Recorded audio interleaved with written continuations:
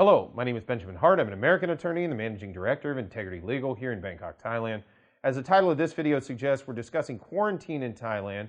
And somebody recently sent me an email. I'm going to quote directly from it. "Good day. I'm a faithful follower of the Integrity Legal channel, and I really appreciate the work you do in answering the many questions that many of us have about life and travel in Thailand. Thank you very much. I am a retired U.S. citizen. I've been planning to move to Thailand for over a year, but obviously COVID put a hold on those plans. It appears that the Thai government is now in the process of cautiously opening the borders to foreigners without quarantine, which for most tourists is a prerequisite to returning to the kingdom."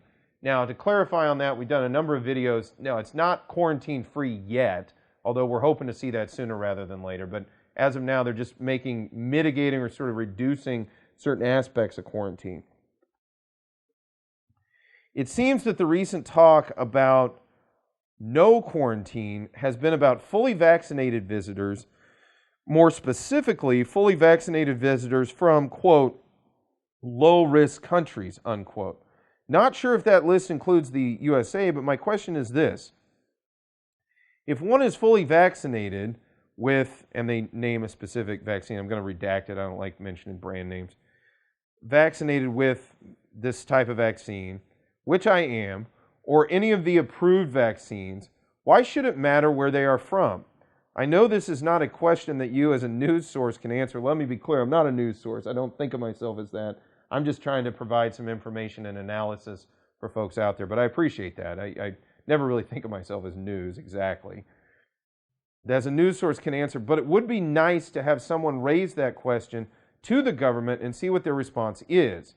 Well, I don't know if the government ever watches any of these videos. Maybe they do, maybe they don't. It wouldn't shock me one way or the other. I think they're probably kind of ambivalent about me at best. But, you know, I think these questions do get raised in cabinet meetings and things. So, quoting further, "The science says that my vaccination is over 90% effective in both preventing and spreading the virus, and it makes no difference if I am from USA, Asia, UK, or wherever.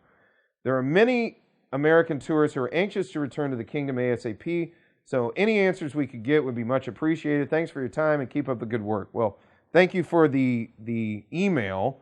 As to the science behind the vaccines, I definitely can't get into that, and I don't know with respect to efficacy. I think it's probably too soon to tell exactly where we're at regarding efficacy, but you know, it is a good question. You know, this notion of low-risk countries and why does it matter with respect to a vaccinated person?